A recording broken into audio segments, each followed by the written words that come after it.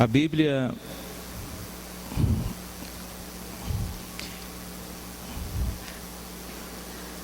a gente entende através da Bíblia que a Bíblia nos diz que ela é um livro eterno, que ela permanece não somente na terra, mas que ela permanece no céu. Então a Bíblia está no céu. Da mesma maneira que ela existe aqui na terra, ela também existe no céu. Então é um livro eterno. Assim como Deus é eterno, a Bíblia é um livro eterno. Por isso que desde que a Bíblia existe, não foi possível destruí-la. Satanás usou homens perversos para destruir a Bíblia, mas não conseguiram destruir. E acontecia milagres tremendos que pessoas foram mortas pelo fogo de Bíblias. Se a gente pensar um pouquinho na noite de São Bartolomeu, crentes eram mortos através das chamas de fogo produzido por Bíblias. Mas quanto mais eles queimavam Bíblias, mais Bíblias eram produzidas. Amém, irmão? Porque não é um livro humano, por mais que a gente entenda que é porque está aqui na nossa mão, é um livro eterno, ela é dominada pelo céu. Amém? Então, assim como não pode destruir Deus, não se pode destruir a sua palavra. Amém, irmãos? Ponha isso na sua cabeça. Não há como destruir a Deus, então também não há como destruir a sua palavra. Hebreus 11, eu quero trazer algumas divisões aqui. E se os irmãos perceberem, os irmãos irão ver que, pelo menos, até o verso 30, um pouquinho mais adiante,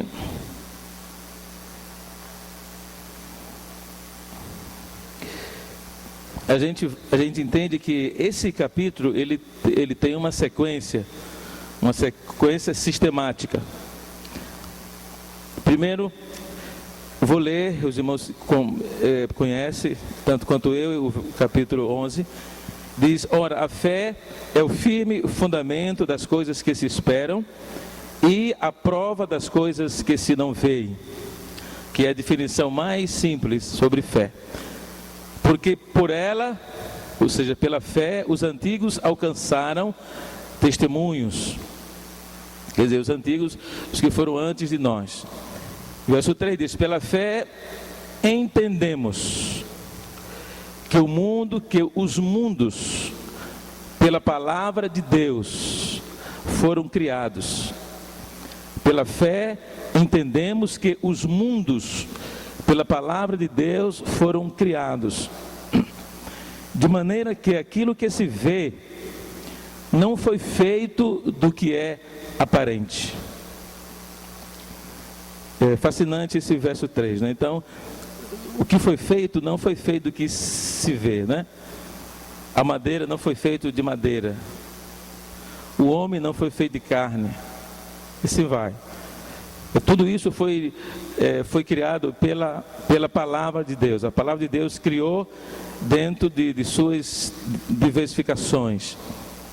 Então tudo foi criado pela palavra, conforme Deus pensava, conforme Deus projetava. Então as coisas eram criadas. Amém, irmão?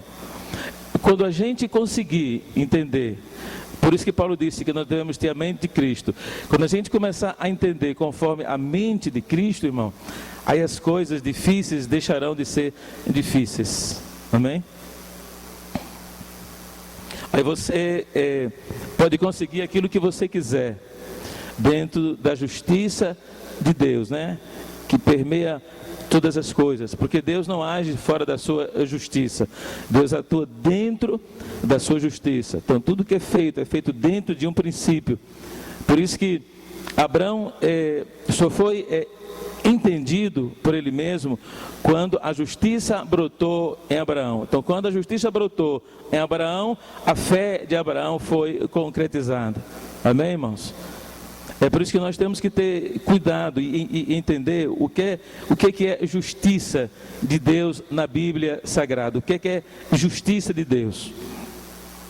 Por isso que no princípio já dos Evangelhos, no capítulo 5, ali onde nós conhecemos pelas bem-aventuranças, Jesus disse assim: bem-aventurado aqueles que têm fome e sede de justiça.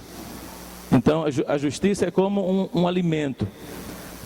Aquele que tem fome e sede de justiça, né? Quer dizer, a pessoa que tem fome e sede de praticar as coisas de Deus. Porque as coisas corretas são as coisas de Deus, as coisas incorretas são as coisas do diabo. Então nós temos que ter essa fome de praticar as coisas corretas, né? E tem pessoas que quando tem uma oportunidade na vida e que ele pode ter proveito, então às vezes ele se alegra de ter proveito na injustiça. Eu conheço uma pessoa que é especializada em fazer isso. Aonde ele puder ter proveito de algo que venha beneficiá-lo, então ele fará sobre qualquer preço. Isso é diabólico. Eu tenho que procurar conhecer a justiça de Deus e viver dentro dessa justiça de Deus, sobre todos os aspectos. Tudo. Então, eu quero ler novamente Hebreus 11, verso 3. Pela fé entendemos que os mundos, pela palavra de Deus, foram criados, de maneira que aquilo que se vê não foi feito do que é aparente. Então Deus está dizendo para nós, através desse verso, que nós não podemos ficar presos às coisas simplesmente por serem materiais, né? Humanizadas. Nós temos que ficar presos naquilo que é invisível. Amém, irmão? Glória a Deus. Não porque a gente não vê, mas a gente consegue ver pela fé. A fé é ver o que nós não vemos visivelmente. Amém? Quer dizer, o Senhor está falando aqui sobre o lado espiritual da nossa vida, do nosso ser, o lado espiritual, um sentido espiritual. Assim como nós temos sentidos físicos, né? Visão, olfato, audição, existem os sentidos espirituais, né? Visão é uma parte do dom de palavra de conhecimento, quando a pessoa vê alguma coisa dentro do mundo espiritual. Por exemplo, as profecias, todas elas foram feitas dentro do mundo espiritual. O Apocalipse, né, o escritor estava dentro de um dom de palavra de conhecimento. Então ele conseguiu ver coisas com os olhos espirituais, não com os olhos humanos. Amém, irmãos? Vou ler de novo. Pela fé entendemos que os mundos, pela palavra de Deus, foram criados, de maneira que aquilo que se vê não foi feito do que é aparente. Porque aqui também, mundos, aqui não fala somente sobre os mundos físicos, fala sobre os mundos espirituais também, que são mundos. E a gente pensa... Porque uma pessoa que não tem assim, um entendimento bem aguçado pode dizer assim: como é que Deus fez, para que Deus fez os mundos? Não é que para ir à Lua a gente precisa de um foguete potentíssimo, e não é qualquer nação que pode fazer um foguete desse para ir à Lua, né? E a outros planetas. Então por que Deus fez mundos que não se pode chegar lá? Bom, existem coisas na Bíblia que a gente entende assim rapidinho. Tem coisas na Bíblia que a gente precisa pensar um pouquinho para entender por que Deus fez. Então, para entender um texto como esse, você tem que entender primeiro a dimensão de Deus. Do Deus que você crê, do Deus que você serve, do Deus que você acredita. Qual é a dimensão desse Deus que você serve e você acredita? Posso entender melhor, qual é o tamanho dimensional desse Deus? Que ele diz que as nações são como gotas de água. Imagina, você põe o dedo na água e levanta, deixa cair uma gota. Diz, as nações para Deus são como gotas de água. Então você vê o poder de Deus em relação a tudo aquilo que Ele criou. E o homem não pode, por mais que ele estude, por mais que ele tenha inteligência, ele não pode chegar no subúrbio da criação de Deus. Amém, irmãos? Deus fez o mundo, mesmo que você ainda não entenda, Deus fez o mundo para que a igreja possa viver nele. Tanto o mundo espiritual como o mundo material. Amém, irmãos? A Bíblia diz, logicamente, a gente não precisa entender todas as coisas, porque a gente vai passar todo o tempo da vida conhecendo a palavra de Deus e nunca jamais vamos conhecer totalmente. Amém? Na eternidade, vamos seguir conhecendo a palavra de Deus e nunca deixaremos de conhecê-la. Porque quando a gente terminar de conhecer, Deus deixaria de ser Deus. Então, Deus é Deus, porque Ele mora numa luz inacessível, que ninguém pode ir lá.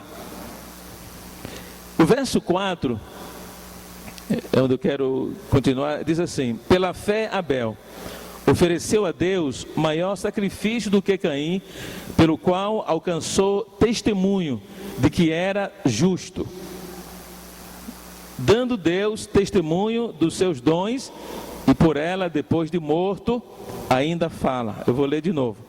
Pela fé Abel ofereceu a Deus maior sacrifício do que Caim, pelo qual alcançou testemunho de que era justo. Ou seja, não era Abel que dizia que ele era justo, eram as pessoas que diziam que Abel era justo. Então, e que pessoa dizia que Abel era justo?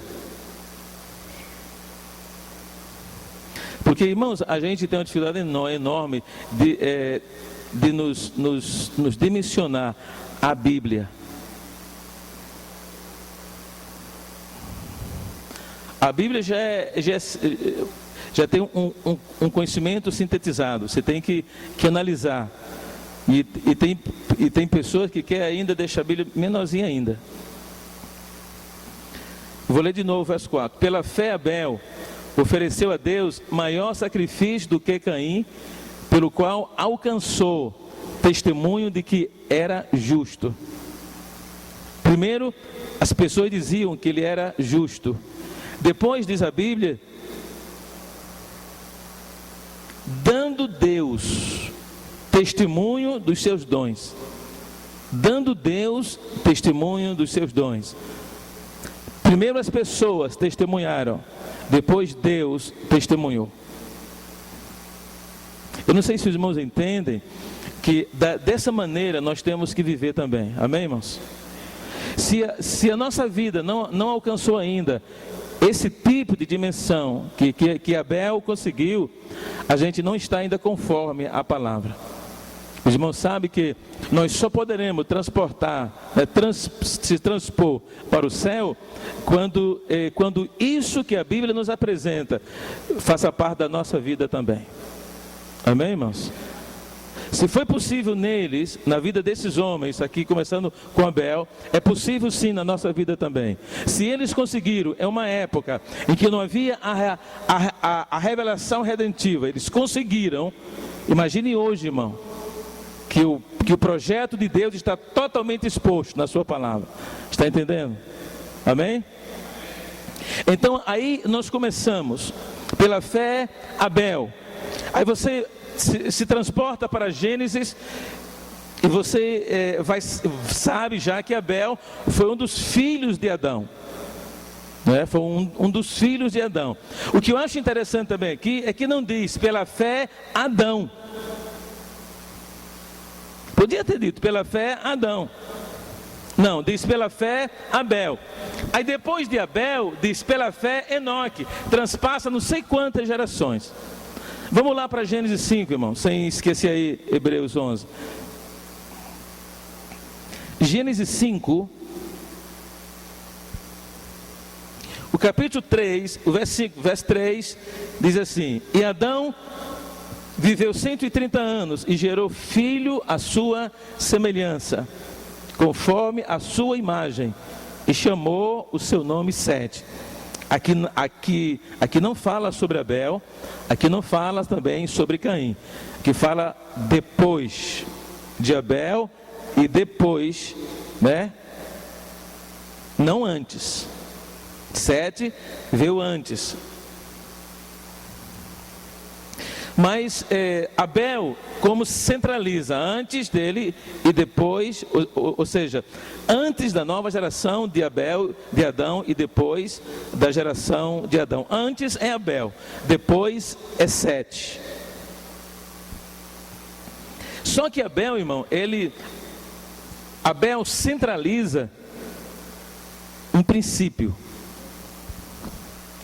Aí primeiro vem Abel, pela fé Abel, depois passa lá para Enoque, pela fé Enoque. E se você pegar Abel como clã de Adão, você vai ver que dentro do clã de Adão, nem Sete.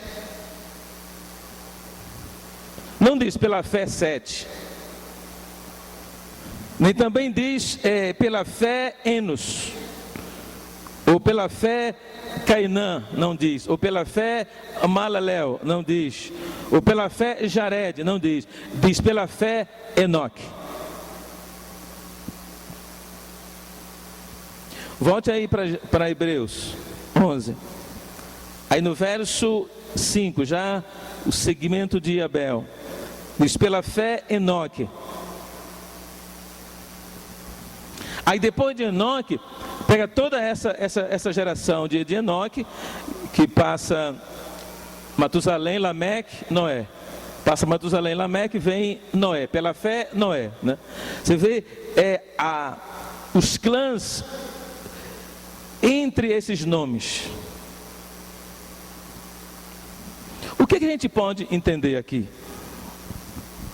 Se todas essas pessoas tivessem a fé necessária, elas estavam escritas aqui na galeria de Hebreus.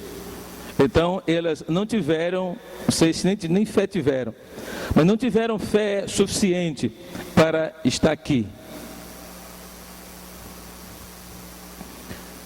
E Adão viveu 130 anos e gerou um filho à sua semelhança, conforme a sua imagem, e chamou o seu nome Sete. Lá no verso 6, diz, e viveu Sete 105 anos e gerou Enos. Lá no verso 8, pode ser no verso 9, diz, e viveu Enos 90 anos e gerou a Cainã. Aí você vai ver, só quando chega em Enoque, diz assim, e viveu Enoque 65 anos e gerou a Metusalém, ou Metusalá. Pela fé, Abel, eu quero chamar exatamente a atenção dos irmãos sobre isso. Pela fé, a fé faz uma diferença na geração. A fé faz uma diferença nas pessoas. A fé faz uma diferença na história. De uma pessoa para outra pessoa, a fé, o conhecimento de Deus. O que é fé? Fé é o conhecimento de Deus. Fé é o entendimento de Deus. Quando eu consigo entender aquilo que está no coração de Deus, quando eu consigo entender, então essa medida de conhecimento é colocado dentro de mim, no meu espírito. Aí isso começa a fazer a diferença entre eu e outra pessoa. Ou outra pessoa e eu. E voltamos aí para Hebreus.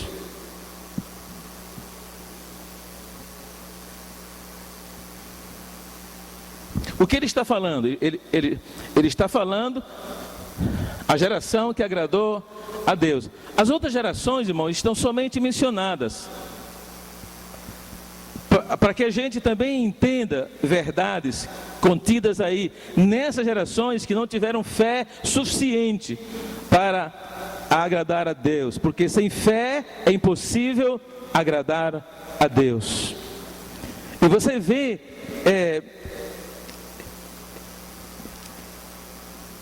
esses clãs que não têm como referência o entendimento de Deus.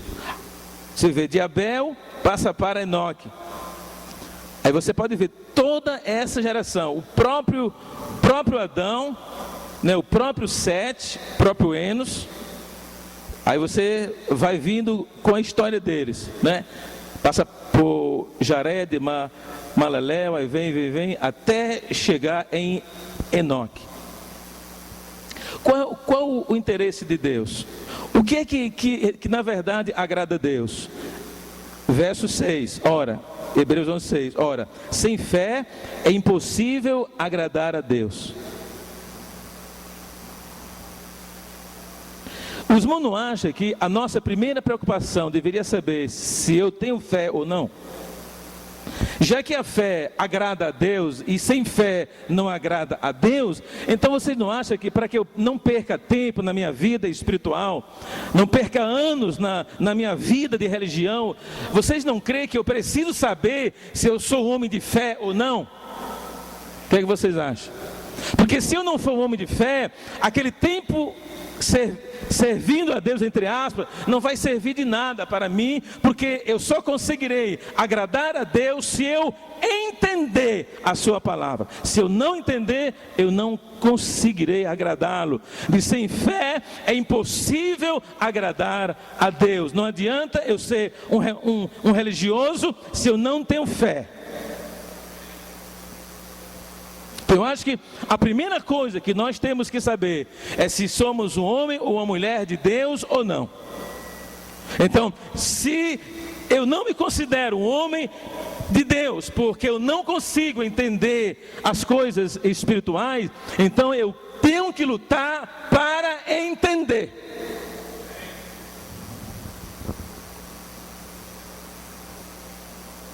E esse, irmão, é o problema que nós encontramos nessa galeria em relação a Gênesis 5. Que nós não encontramos todas aquelas pessoas, toda aquela geração de Gênesis 5 aqui dentro de Hebreus 11. Nós não encontramos. Nós só encontramos aqui Abel, Enoque e Noé. E tirando Abel, aí você reinicia com Adão. Aí você não consegue em Adão. Aí você vai passando toda a geração, até chegar no sétimo, depois de Adão, que é Enoque. Aí Enoque é que a fé aparece. Eu falei na semana passada, e ninguém falou nada ainda, que a Bíblia não tem nenhum registro da salvação de Adão. Nenhum registro. O único registro que a Bíblia tem é quando Deus veste Adão, mata um animal para vesti-lo. Então, os teólogos agarraram esse texto aí, essa referência, e criaram uma teologia dizendo que isso aí foi um sacrifício redentivo. Irmão, sacrifício redentivo, a pessoa é que tem que fazer. Está na Bíblia, no projeto de Êxodo, Levítico. É eu que sinto a necessidade de um mal que eu cometi. Pego um animal e trago até a porta do tabernáculo, e ali um sacerdote se interpõe entre mim e Deus, pega aquele sacrifício e oferece. E eu estou ali diante daquele sacrifício, porque aquele sacrifício representa a mim. Então eu tenho que pôr as minhas mãos sobre a cabeça daquele animal, e os meus pecados são transportados para aquele animal. E aquele animal inocente vai morrer agora por alguém pecador. Aí Deus cobria o pecado, porque o sangue de animal, como diz a Bíblia, ele não limpa pecado. Somente o sangue de Jesus é que limpa pecado. O sangue de animal somente cobre o pecado. Cobrir é uma coisa, limpar é outra. Concorda comigo, irmão?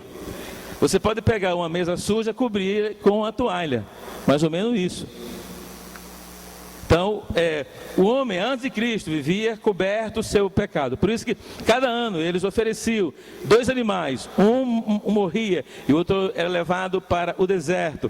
E ali, aquele sangue era derramado sobre, vamos dizer assim, nos ângulos da arca, que estava o propiciatório sobre ela. E durante um ano Deus não via o pecado da nação. Só no outro ano é que novamente o novo sacrifício era feito. E assim o pecado era somente coberto, somente coberto, somente coberto, somente coberto, somente coberto. Imagine, irmão, você cobrindo sangue, só cobrindo, não lavando. Que cheiro você acha que ele vai ter?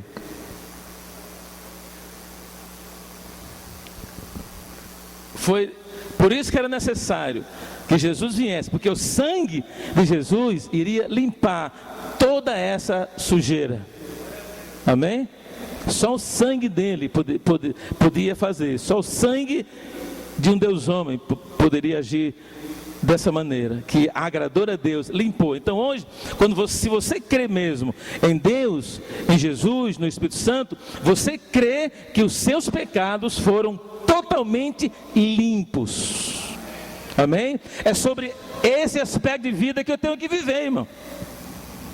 Viver em casa, no trabalho, andar na rua, no ônibus, no avião, em qualquer lugar da minha vida. Eu tenho que ter isso na minha mente, que um dia Jesus Cristo veio, verteu o seu sangue por mim e ao acreditar nesse sacrifício, eu tive os meus pecados totalmente limpos. Então o diabo, ele não pode mais me acusar. Amém, irmão?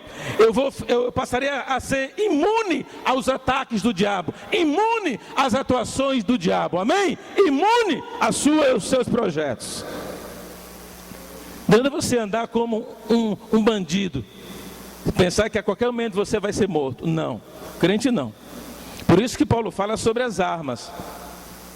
Irmão, um soldado cristão, um cristão que anda com as armaduras de Deus, ele pode dar as costas ao inimigo. Amém, irmão? Só um amém, né? A gente ouviu aqui. Amém? Eu vou dizer de novo. Um soldado cristão que vive com as armaduras de Deus, segundo Paulo fala aos Efésios, ele pode dar as costas para o inimigo. Melhorou, viu? Mas ainda é fraco. Uma palavra dessa, né, entendida, a gente levantava, irmão, e dava uma corrida nesse quarteirão e entrava aqui de novo, morto e feliz. Em você saber o que Cristo fez por você, né? Por mim, por nós, deveria alegrar assim profundamente o nosso coração. Então, é porque na verdade a gente ainda não entendemos perfeitamente. Perfeitamente nós ainda não entendemos. Quando os jogadores fazem um gol, irmão, nenhum torcedor fica sentado. Não é, Nelson?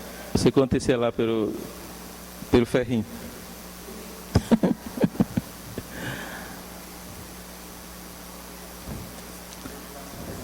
E é uma coisa, irmão, uma coisa vulgar. Ali não tem nada de espiritualidade, é simplesmente um sentimento natural que você tem por um clube que você gosta. Agora imagine a vitória que Jesus Cristo obteve por nós, amém? Na cruz do Calvário, nos deu a vitória plena, glória a Deus. Não deu a vitória por 1 ano, 2 anos, 3 anos, não. Nos deu a vitória para sempre, amém, irmão? Então Satanás, ele não tem poder sobre você. Diga, Satanás não tem poder sobre mim. Não tem, irmão. Se você acreditar, não tem. Não é você andar de costa com medo do inimigo. Não, irmão, você anda de qualquer jeito. Porque você está vestido com as armas que não são suas, são as mesmas armas de Deus. Irmão, quando Satanás vê um filho de Deus, escuta o que eu vou dizer, vestido com as armas de Deus, ele pensa que você pode ser Deus.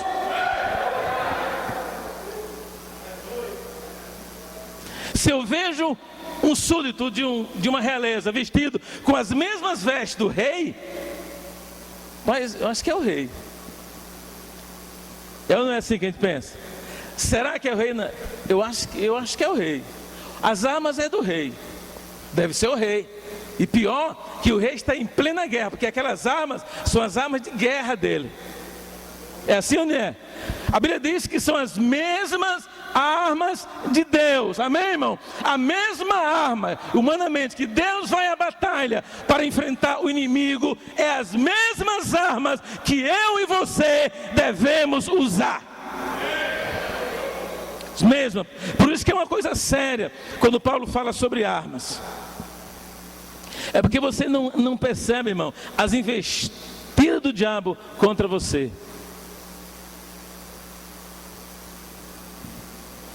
Tem coisas, eu tenho certeza, a gente começar a lembrar, muita gente contaria o seu testemunho. Momentos em que a gente viu que foi liberto de um ataque, liberto de uma perseguição, liberto de uma ação demoníaca, não é? Fomos libertos daquilo ali porque Deus estava ali presente, interagindo entre nós. Amém, irmão? Você não percebe.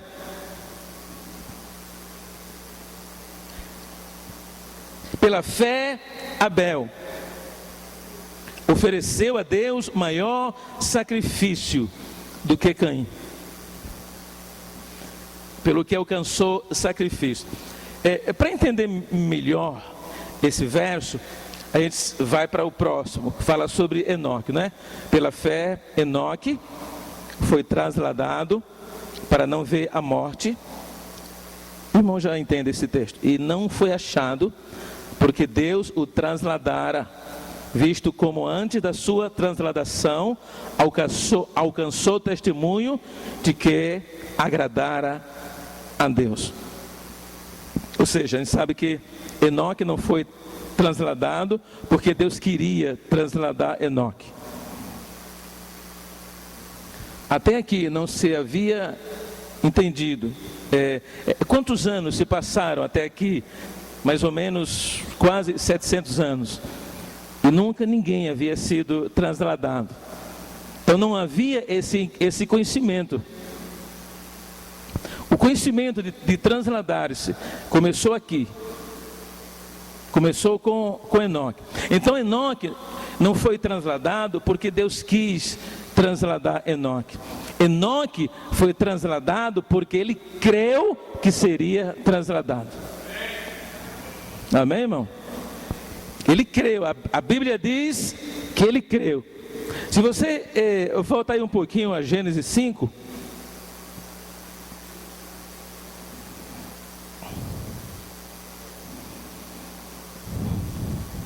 Enoque creu uma coisa, irmão, que nem existia ainda. Então o que foi que Deus fez? Deus preparou um translado para Enoque, certo? A gente sempre diz assim, olha, se você quiser uma coisa que ela ainda não exista, e você crê, então Deus vai fazer essa coisa que ainda não exista para você, em exclusividade. Amém, irmão? Você crê nisso? Crê mesmo de verdade? Absoluta? Se você acreditar e você pedir a Deus algo e que não exista ainda, Deus vai criar isso para você. Amém? Isso não é a primeira vez que você escuta isso de mim, não. Aí no verso 21 do capítulo de Gênesis diz: e viveu Enoque 65 anos e gerou a Metusalém, e andou Enoque com Deus. Depois que gerou a Metusalém 300 anos. Eu acho interessante que até nascer Metusalém, Enoque não andava com Deus. Enoque vivia na mesma onda dos demais, na mesma onda dos outros de 9 centenários, né? Na onda de Adão, na onda de Sete, na onda de Enos, na onda de Cainã, Jared, Malaleel, onda dessa turma aí, que viveu 900, brincava com a idade, né? Um cara viveu 969 anos, irmão, quase 970 anos, quase 1000 anos. E você não tem nenhuma certeza que esse cara foi salvo. Você tem mais certeza que ele foi condenado do que ele foi salvo. Porque, irmão, sabe, dentro da contagem bíblica, no mesmo ano que houve o dilúvio, Metusalém completou 969 anos. Amém, irmão? Quando Noé teve os seus 3 filhos, Sem, Cão e Jafé, Matusalém tinha 869 anos. Então, Metusalém viu os filhos de Noé nascer. Porque ele só completaria 969 anos depois dos 500, já que o dilúvio aconteceu quando Noé tinha 600 anos. E Noé completou 600 anos, irmão, no princípio do ano. Se o mês começava em janeiro, fevereiro, ele completou nessa época, que era em março, abril, completou nessa época. No princípio do ano, ele completou 969 anos. Então, não existe, não existe, irmão, que Deus consultou esse homem para o dilúvio. Deus consultou Noé. E quando Deus consultou Noé, irmão, Matusalém ainda vivia. E o que estava fazendo o homem com 969 anos? Eu vou dizer uma coisa que a Bíblia me dá permissão para dizer: sem fé.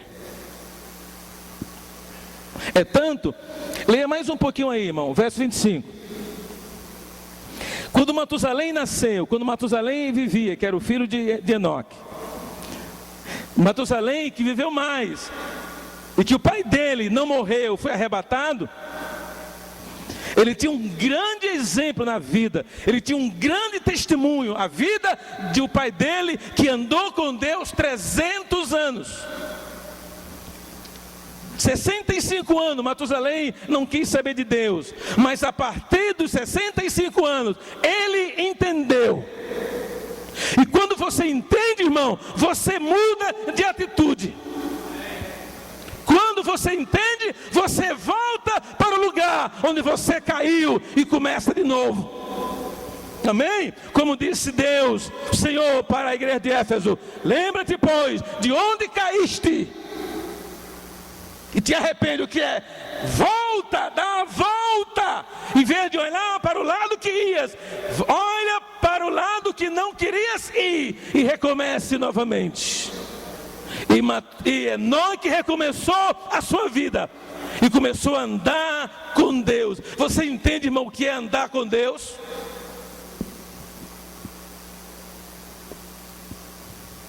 Você entende o que é andar com Deus? A Bíblia diz: poderão andar 2 juntos, se não estiverem de acordo. Não é Deus que concordava com Enoque. Primeiro Enoque concordava com Deus, e depois Deus concordava com Enoque. Que quando Enoque creu que ele poderia não morrer, quando ele acreditou que ele poderia ser arrebatado, ele creu. Olha o texto de Enoque novamente.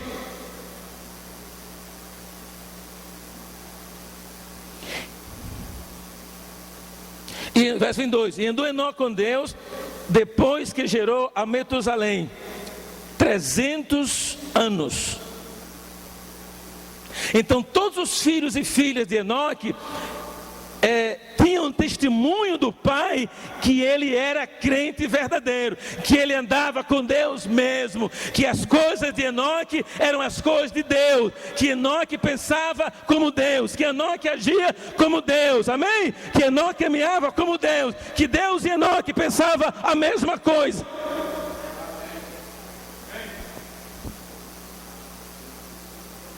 E nós vemos, irmãos, que isso não foi suficiente para a família de Enoque.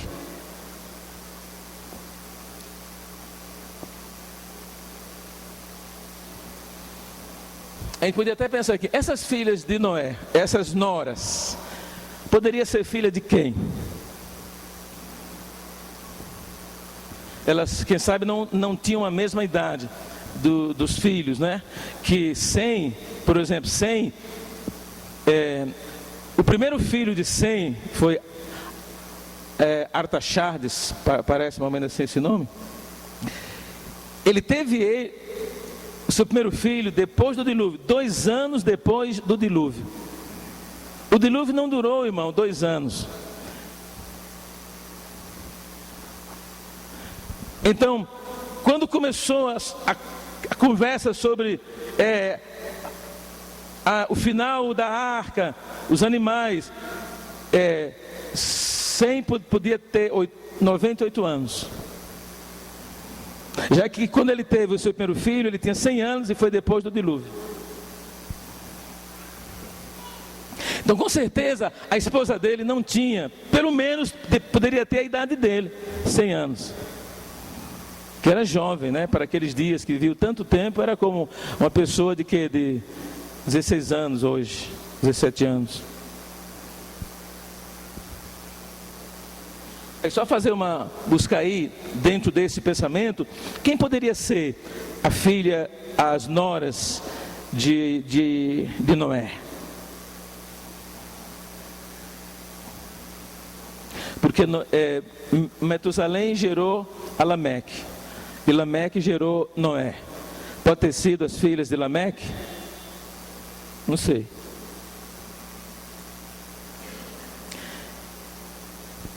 Se Deus traz todo esse quadro e nos mostra esse quadro para nós, escreve na sua palavra, que faz parte da sua eternidade, e Deus coloca esses nomes aqui dentro e põe as idades desses homens aqui, para que Deus fez isso? Porque Deus gosta de números? Ou porque Deus quer trazer uma lição para nós, ou lições para nós?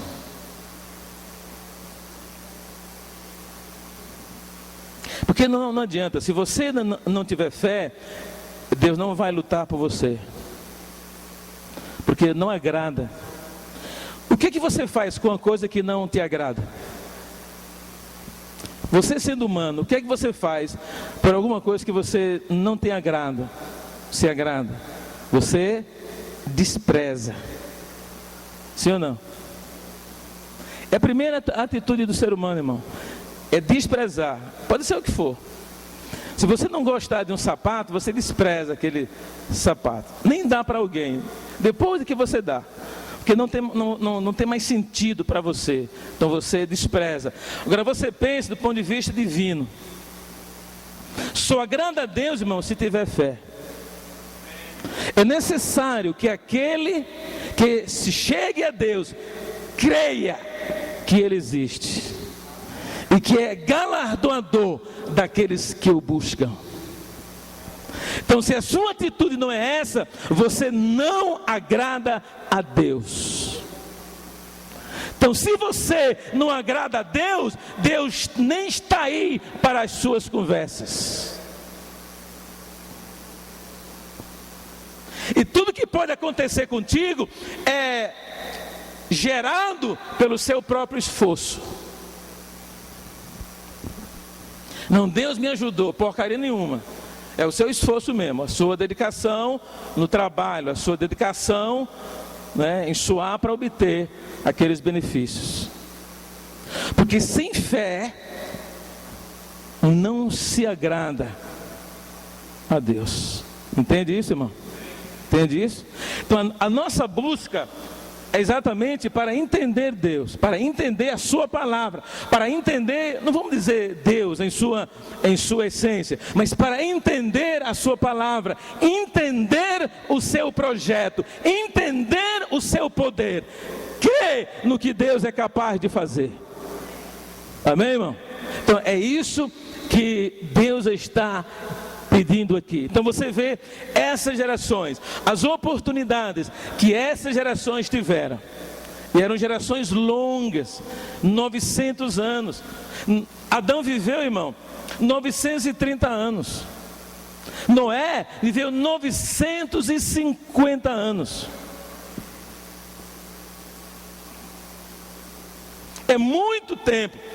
Aí nós vemos essa diferença, esses buracos de desagrado. Veja de Abel a Enoque, veja esse buraco de desagrado. Esse tempo que ninguém agradou a Deus. Ninguém. Adão não agradou a Deus, ninguém. Sete não agradou a Deus, Eno não agradou, Cainã não agradou. Veio agradar Enoque, e nem no princípio agradou. Ele veio agradar. Qual foi o testemunho que Enoque recebeu para que ele começasse a buscar a Deus? Que testemunho Enoque tinha?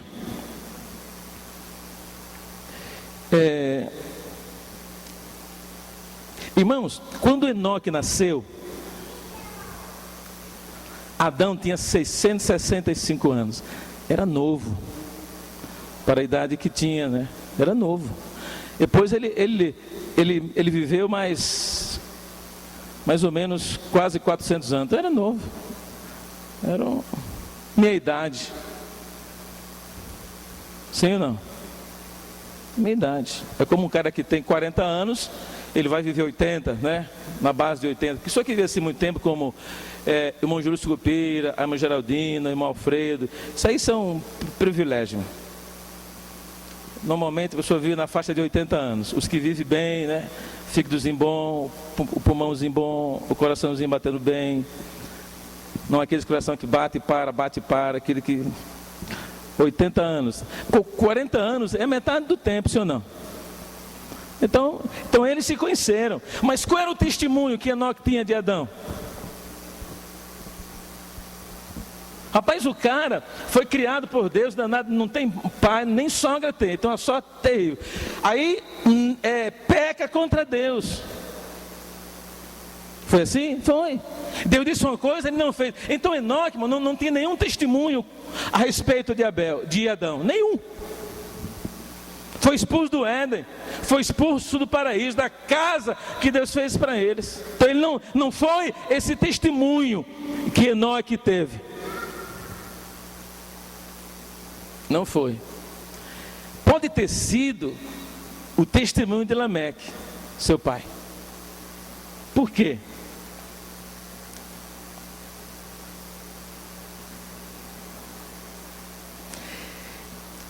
Gênesis 5, verso 28. E viveu Lameque 182 anos e gerou um filho. E chamou o seu nome Repouso. Noé. Dizendo, aí ele profetiza sobre Noé. Irmão, quantas vezes você profetizou sobre o seu filho? Sobre sua filha? É interessante, é porque a gente não tem essa cultura, pai. Não ensinaram para a gente as coisas boas. Ensinaram para a gente roubar uma harpinha, uma bibliazinha. Mas não ensinaram para a gente, irmão, coisas boas. Olha, quando nasceu o seu filho, faça como Lameque fez. Profetize sobre ele. Que o nome dele não seja o nome de um artista, filho do cão. Seja um nome bíblico. Que represente uma vida cristã, uma espiritualidade. Que represente alguma coisa relacionada com Deus. Aí quando Lameque tem um filho, veja o mundo que Lameque viveu. Chamou o seu nome Repouso.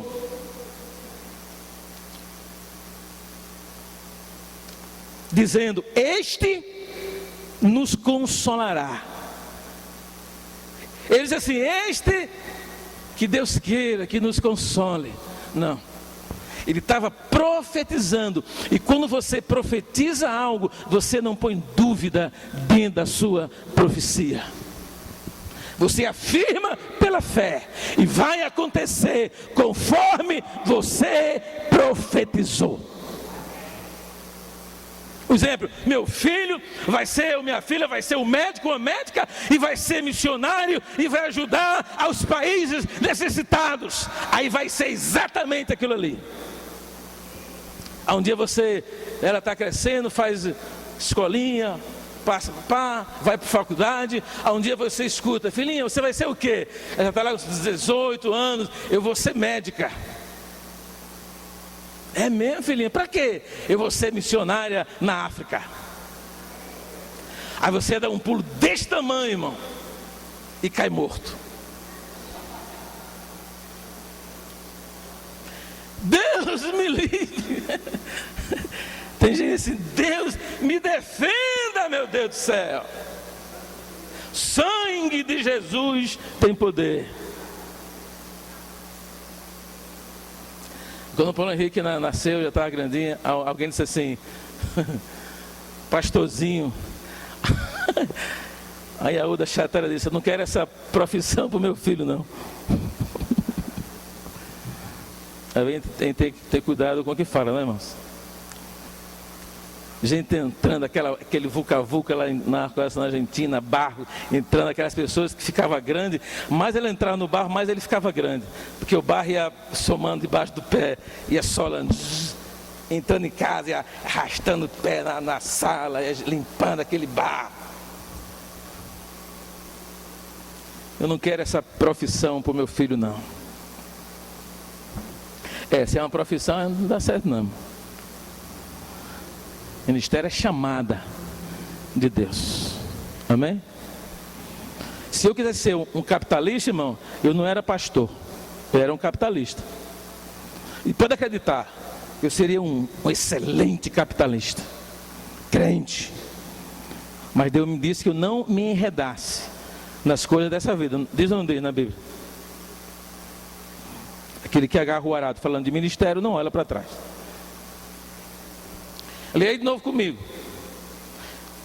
Viveu Lameque 180 anos e gerou um filho e chamou o seu nome Repouso, dizendo: este nos consolará acerca de nossas obras e do trabalho de nossas mãos, por causa da terra que o Senhor de todas essas gerações é o único homem que abre a boca e diz: o Senhor amaldiçoou.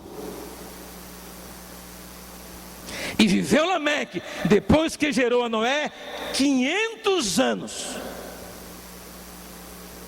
Noé também viveu 500 anos. Então Noé tinha esse testemunho aqui de Lameque, o seu pai. Lameque morreu antes, porque ele morreu com 777 anos. 777 anos. Ele foi aquele que preparou o seu filho para a grande mudança na humanidade. E quando ele profetizou, irmão, se passaram 600 anos. Profetize e espere. 1 ano, 2 anos, 3 anos, olhando para aquilo que você profetizou. 3 anos, 4 anos, 5 anos, 10 anos, 15, 20. E você vai ver que é exatamente o que você disse. Não vai desviar nenhuma vírgula. É exatamente o que você disse, porque aquilo que diga, acontece. Amém, irmão? O que você disser é aquilo que vai acontecer. Abra aí a sua Bíblia em Marcos, para você provar o que é que Deus diz. Verso 23. Porque em verdade vos digo, 11:23, que qualquer que disser a este monte: ergue-te e lança-te no mar, e não duvidar em seu coração, mas crê que se fará aquilo que diz, tudo que disser lhe será feito. Por isso vos digo que tudo que pedirdes, orando, crede que o recebereis e tê-lo-eis.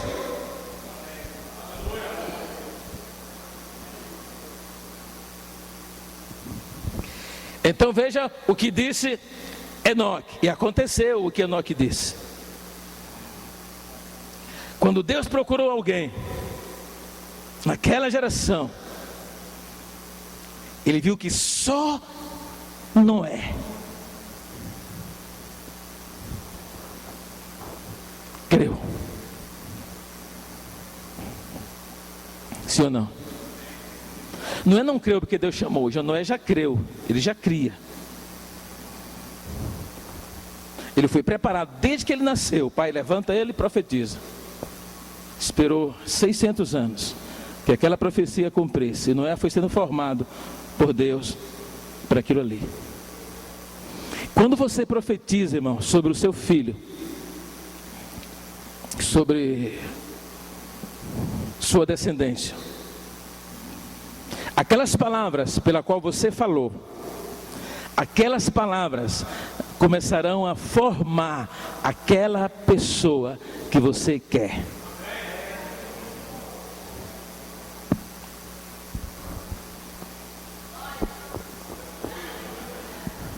Porque as palavras de Deus é Deus.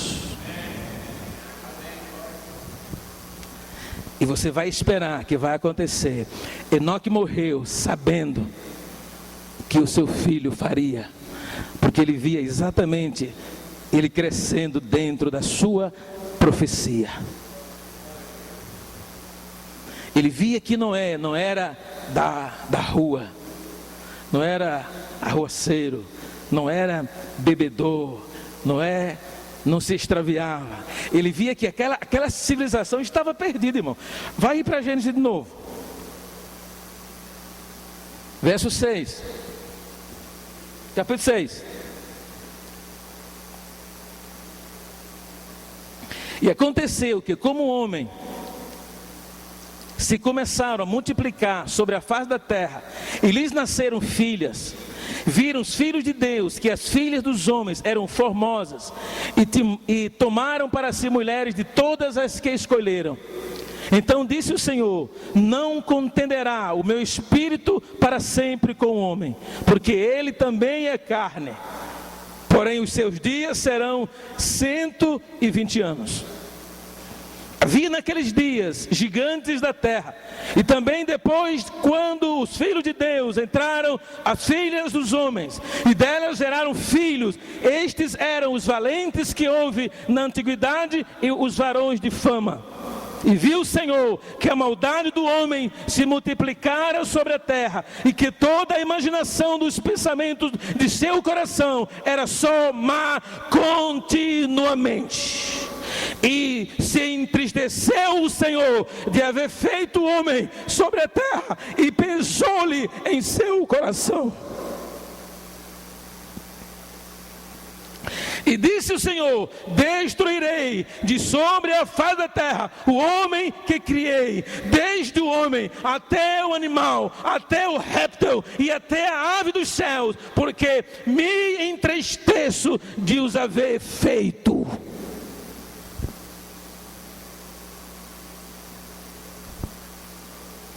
Deus ia destruir tudo. Porque, irmão, Satanás era quem governava aquele mundo. E aqui vocês veem o que? Olha, era tanta atuação demoníaca que os demônios mudaram a genética dos filhos que geravam.